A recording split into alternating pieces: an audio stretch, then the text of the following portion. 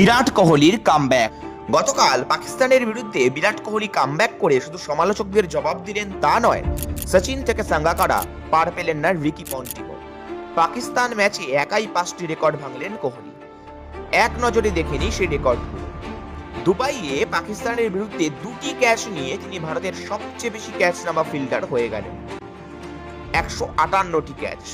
Wicket keeper ছাড়া ভারতের আর কেউ এত ক্যাচ ধরেনি।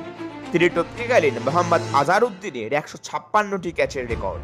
আর ব্যাট হাতে 111 বলে অপরাজিত 107টি বাউন্ডারি মেরে এক দুর্দান্ত ইনিংস খেলে কোহলি পেরিয়ে গেলেন 14,000 রানের মাইলস্টোন। তিনি ভেঙে দিলেন সচিন তেন্ডুলকারের রেকর্ড। সচিন যেখানে 350 ইনিংসে এই মাইলস্টোন ছুঁয়েছিলেন, কোহলি করলেন মাত্র 287 ইনিংস।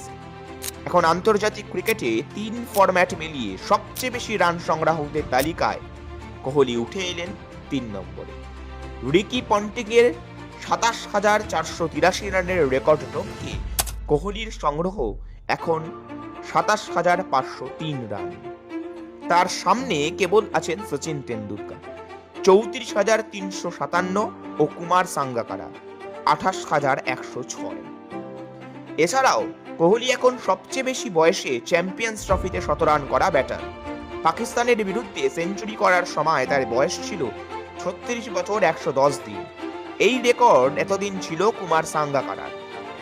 তিনি 35 বছর 229 দিনে করেছিলেন।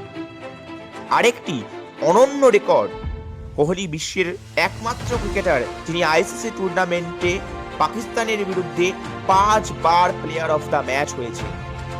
36 বছর বয়সেও বিরাট কোহলি মাঠ কাঁপিয়ে দিচ্ছেন। কিং কোহলিকে আপনি কোথায় রাখবেন ক্রিকেট ইতিহাসে? কমেন্টে জানান। আর যদি ভালো লেগে থাকে তাহলে লাইক ও সাবস্ক্রাইব করতে ভুলবেন না।